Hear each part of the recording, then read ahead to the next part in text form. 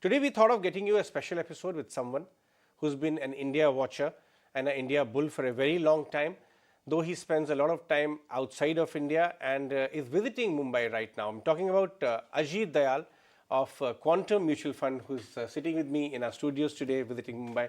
Ajit, thank you so much for dropping by. You're coming at a time that there are, it's a mixed feeling in the market. Markets are back to all-time highs, surprising many.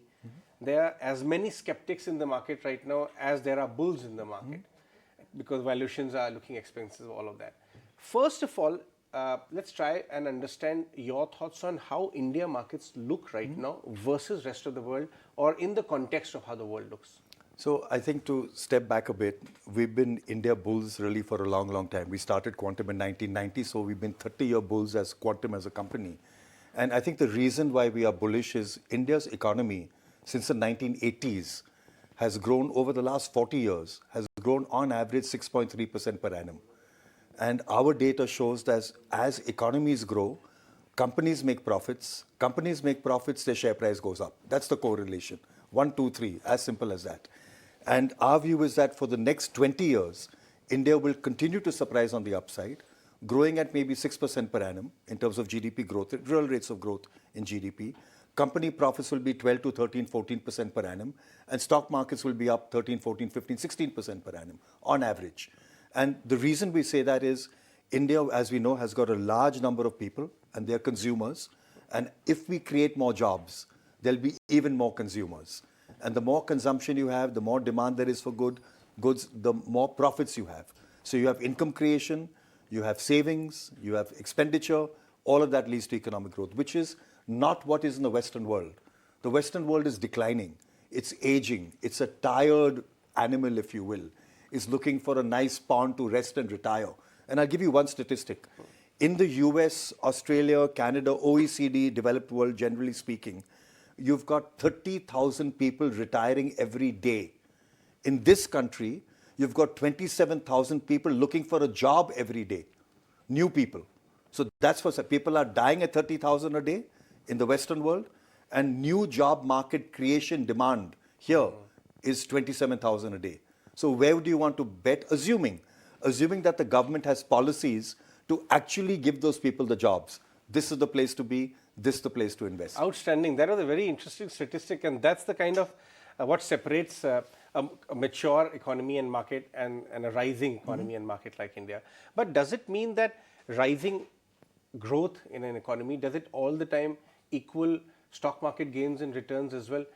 Or sometimes you think there is a difference between, sometimes economy is ahead of time, Yes. sometimes market is ahead of time. Correct, it does. I mean, if you look at China, I sent you a graph, I don't know if you're going to show it, but if you look at China's economy and China's stock market, there's no correlation. You've had strong economic growth in China and you've not had market price appreciation. Forget what happened the last 2 years. Even otherwise, it's not there. The India chart is far more powerful and supports the story that you have growth in the economy, you'll have growth in stock market prices. So it's worked for India, largely because India is much more of a free market than China is. China is a government-controlled, government-managed economy. You can be Alibaba, you can be Alipay, but the government doesn't like you, you're worthless. Right? So, those sort of distortions will impact share prices and share price appreciations in markets that are controlled. So I'm, as you can see, very optimistic on India in the long run. You're right, there are points in time when markets run ahead of what the fundamentals say. But if you're a long-term sensible investor, and as an Indian retail investor, if you've bought a basket of stocks, a basket of allocation across debt, fixed income funds, gold and equity, you'll do very, very well. It's very simple, it's very easy, and you can make a lot of money by being a steady long-term investor in India. Great. So, Ajit, let's also talk about some of the worries the world markets were facing, macro worries. Growth is already anemic, rebounding from COVID. Then what hit us on the chin was the Ukraine war and all of that. The way India negotiated out of that pit of very bad growth and very bad, overall health environment as well. And then even on the Ukraine front aftermath, how we actually negotiated ourselves back. How do you rate all of that right now, the trajectory? So I think within India, stepping back a bit to November 2016 with demonetization, which I think was a terrible idea, Then you have July of 2017 with GST, also a bad idea in my view. And we've seen all the changes in GST to basically admit it was a bad idea and need to be reshaped and repackaged. So despite those problems that we've self-inflicted on ourselves, and we didn't handle COVID particularly well in the first phase, including the March 2021 era when we were running short of ambulances, oxygen, all that. But the economy was resilient enough to come out of that. So I would not say necessarily that government policies have given us a boost. I think the biggest boost to India has been Aadhaar. So like that one social security number which every American has, which allows you to open a bank account, make any transaction based on that, the Aadhaar card has been a phenomenal boost, and we've taken massive advantage of the fact that technology cost, cost of handphones, cost of everything has collapsed. So that has been the real kickstart, in my view, to Indian economy, and will continue to be as more people get jobs and get into digital India, if you will. So we'll talk about the government policies in a bit, but I just wanted to get your thoughts because you travel across the world, you meet some of the blue chip investors across the world. And by the way, FI as a community has been such a big seller in the market in the last 1 year. We've seen there's a renaissance of Indian investors absorbing that. But from here on, what's your outlook on the way India is emerging as an investment destination overall? We are at the G20 presidencies there. Yes. People are talking every day. One big MNC is saying that you want to do more business in India and set up shop. You may want to take a sip if you want to. Sip, yeah. Thank you. So I want to get a reflection of what large investing pools whom you interact with in your circle is overseas talking about India now. So if you look at the sovereign funds, pension funds around the world, they don't have an India dedicated mandate. Yet. So my job, as I see it, is to go out there and convince them that they've made a mistake by not being in India and have missed up the massive run-up in dollar returns. The Indian market has done better than world, better than emerging markets, better than the US S&P in dollar returns. So to go and position India as a place where we can actually make money and convince them to have India dedicated portfolios, which they don't have. So it'll take a long time. But when that money comes, so today we talk about 20 billion, 30 billion coming in, that kind of money can be 150 to 200 billion dollars per annum. Because if you think about the pool of capital in the world and what's actually in Indian equity and Indian bonds or Indian PE, Indian VC, it's a fraction of what it could be. So we could be getting 4x, 5x of the entire pool that we get, bonds, equity, whatever, and particularly in equity, because equity will have the largest allocation amongst all the asset classes. So we could see a bigger surge. On top of that, you'll have local Indians putting more of their savings away from the physical assets like real estate, away from physical assets like gold, and moving into active assets, liquid assets like stocks. So is that a hope, or do you see that significantly happen now? Because yes, we are seeing our weight in the MSCI go up, but in global scheme of things, India weight in global market capitalization is still low, and not very many big investors are still taking it as an investment class yet. Yeah. Or do you see it realistically happen for sure? So there are two kinds of investors in some sense. There are those who follow what we call the passive indices. So MSCI has got a weight of 0.8% for India, for example. So only 0.8% of my portfolio should be in India. And those who are, in my view, the thoughtful, smarter, longer term investors, saying what is India's GDP today? What is India's GDP likely to be over the next 20 years? And therefore, can I position my portfolio to capture the future, right? So the biggest opportunity for forecasting or for making money from forecast is to figure out where something is tomorrow, not where things are today. And so I think the active investor will be having a larger opportunity to have an outsized bet relative to index weights today. Sure. So I really don't like these indexes because they're all backward looking as opposed to forward looking. So more active investors will start looking India more seriously? Yes, they should. And I'll end with this one point, if is in terms of the local investor must not get caught up in these day-to-day swings. People ask me, Ajit, why don't you come on TV every day? I said, I don't have things to say every day. But nothing new to say every day. I don't look at markets every day at all. But as a local investor, you have your allocation, which we have built in Quantum Mutual Fund, for example. We call it 12-20-80. You have an allocation of liquid fund, have an allocation of gold, and buy a basket of mutual funds, including our equity fund of fund, which invests in other fund managers, which we think are very good. That basket, just buy it, hold it, and you'll do extremely well. What is your view on the valuations in India? People call it expensive all the time. Then they say quality never comes cheap. And it keeps a lot of people away from the market for a long time. This fear of not buying, not landing up buying expensive. So I've heard this, I used to manage money for foreign pensions, university endowments in the global space. And I used to manage an emerging market pool, a global value fund for Vanguard. So I would hear this all the time, like India's expensive. India deserves a premium. We have fantastic management, fantastic opportunity, generally speaking, great balance sheets, great auditors, great legal systems. We deserve a premium to all the emerging markets out there. And so in my view, India is not expensive. India is trading, even look at the PE ratio historical today, it's trading at a long-term average. But if you factor in the growth opportunities, India certainly, in my view, is not expensive. It's not cheap, but it's certainly not expensive. So what excites you most about the Indian market? Which sectors? There's a lot of manufacturing push coming in. Banks are doing well. Let's talk a little more granular, where runway of growth and superior earnings come hand in hand and you see good visibility. So there are three things that drive any economy, broadly speaking. One is what you can export, so the export story. In our case, that's IT. So IT is the export story in some sense. And You like manufacturing. IT? You like Indian IT?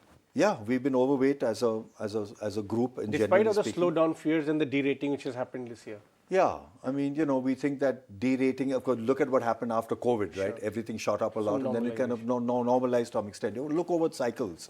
So yes, there is threats about, now you'll have AI doing software. We've heard that story many times. Maybe AI is getting better and all the people Infosys hires are useless or TCS hires are useless. That stuff can happen.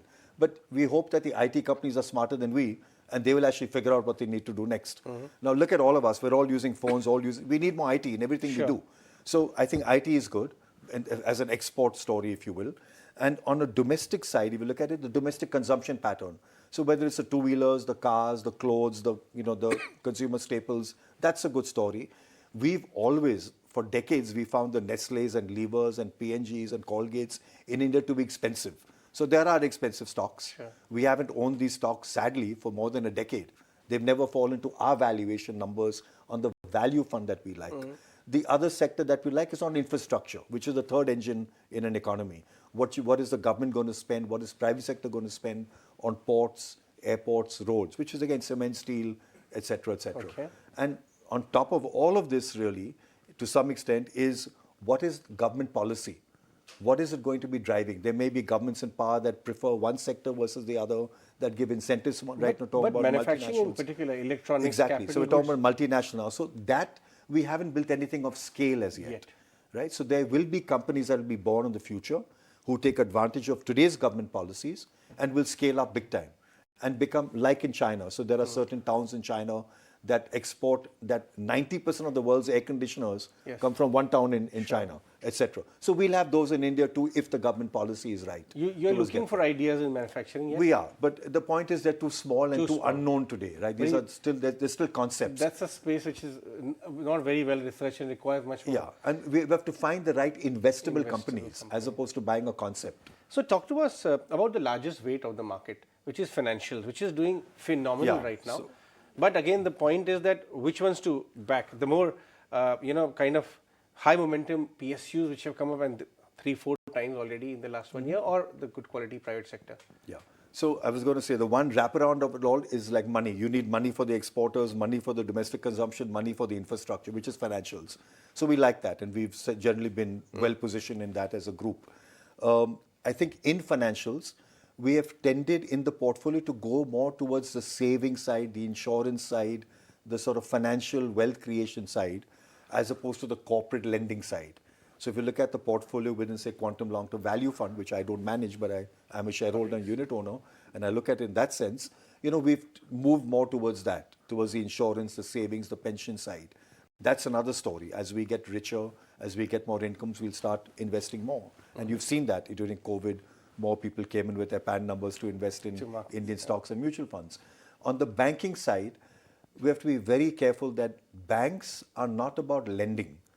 Banks are about ensuring that the money you lend is going to come back to you. That's the most important thing, the risk control. Once you've identified as an investor whether you're willing to take a punt in a bank that's growing aggressively and may have poor risk, or are you willing to invest in a company in a bank which is growing relatively slowly, but has got good risk and very good credit assessment and credit control.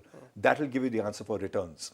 So I don't want to Fair go into point. should you make 4x or 5x. I tell people no. First, you tell me the risk you want to take, and then the accordingly you'll choice. get the returns that deserve for the risk you Right. So, a lot of investors and MNCs we are speaking to also hailing the government at the same time for a lot of PLI related work. GST collections have come back. Of course, the JAM Trinity and Mr. Nilikani has also been a very, critical part of that. That all this which is happening, a large part of weightage goes to the government for ensuring that policy framework is provided. How would you rate that? And is that also a point of discussion when you talk to big investors? Are they taking note of that too? Yeah, so I think this is something, it's a very good point you read. I'm going to answer the question and go one step beyond. So when the BRIC story came out, think about it in 2005, 6, 7, Brazil, Russia, India, China. And in that BRIC story, 3 of those have collapsed. Brazil, Russia, China have collapsed. India still stands firm. There was nothing common about the BRICS, but there is one thing that's common, but there's one thing that's common about us, about the BRICS is that each of them were run by strong men. 3 of them have gone or have turned out to be poor from a market perception. One remains, Prime Minister Modi. And many people are scared, and international investors scared given the fact that 3 of those BRC have been knocked down by bad policies from a strong man. India, luckily, while we have a strong man, has great institutional capacity, right? We have Niti Aayog, we have Supreme Courts, we have institutional capacity. So we have shock absorbers. Yes. So we should not be positioning ourselves as a strongman economy. My first bit of advice. It's more about institutional framework. Exactly, and policy making. And policy making And many of these government policies are actually very good. They're trying to do the very good things. But if you attribute everything to one individual, you're actually scaring the foreigner. Key man risk, as they say. Exactly, you're making him nervous and my God, is this the next China? What if tomorrow Xi like we do something stupid? What if tomorrow Putin like we do something stupid? No, that's They're a looking at legitimate risk. fear. It's a very legitimate fear. And sometimes we misposition ourselves, thinking, oh, it's actually going to work in our favor. That's not the message they want to hear. They want to hear there's leadership. They want to hear that there's a good person on top. They want to hear there's one party in power. But they also want to know that there's systems in place Processes to are take more you forward. important than the person. Exactly. at the top, right? Same thing for fund management, by the way. There are Processes. 4 Ps. Who are the people behind the fund management house? What is their philosophy? In our case, we're long-term, risk averse, etc., value-oriented. Third, what are the processes in place to take your ideas and philosophy to actually pick stocks and portfolios? And fourth, what is the predictability of the performance of the portfolio you built? Not the daily NAV, not the weekly NAV. Predictability. Sure. In a very similar way, if you have governments, strong leadership, good people, they've got a philosophy, they've got processes in place to convert their philosophy into action. But then that means they've got guardrails. You don't sway too much. That's a nice way of drawing the parallel. Yeah, you don't suddenly say, I'm Mr. Putin, I want to take over Ukraine. You don't do stupid things like that. Okay. And then finally, you have the predictability of the outcome. You have that in place, you'll get the foreign money in big time. So, one more thing, before I let you go, I have to talk to you about the more exciting part of the market, which is the mid-cap and small caps. Yeah. And one particular observation, Yes. I must tell you, every other day, you would see an Ajaya or a Norway as a sovereign fund. I've seen a lot of large institutional participation go up in Indian small cap and mid caps. You never saw these kind of names crop up for small caps, $500 million, $200 million companies. Correct. It is giving a sense that this time even foreign funds want to play the broader market and domestic kind of any thoughts on the broader market? So I'll put it in shape of a pyramid. So at the base of a pyramid, and we've given you that chart too, I think once, you've got your low risk, low return portfolio, relatively speaking. So you come to us for that, the value portfolio, etc. As you climb up that pyramid, you're taking more risk. You're moving to large cap, flexi cap, mid cap, small cap, and finally VC, venture capital. As you climb up, you're taking more risk. You should get more return. So I would put it the other way. I'd say the foreigners are saying, we've got a core portfolio, right? Exposure to India, not too much risk. And now we're going up the risk curve. And we're willing to take that risk into mid cap, small cap, VC, whichever way it may be. That's the way to look at it, which is why I said the money you're getting today, 20 billion is nothing. You need more foreigners to come into the mainstream portfolios and then inch their way up as they take more risk. And that's where the broadening of the market and the economy, of course, starts And that's where the big opportunities are for those who want to take that risk curve, if you will. All right, Ajit, thank you so much for dropping Thank you by. for It was an having me. absolute Thank you pleasure so to be much. chatting up with you. With that, it's a wrap on the show, guys. Thanks very much for watching, and I really hope that you enjoyed this a very special chat which we had planned for you guys. Thanks very much. Goodbye.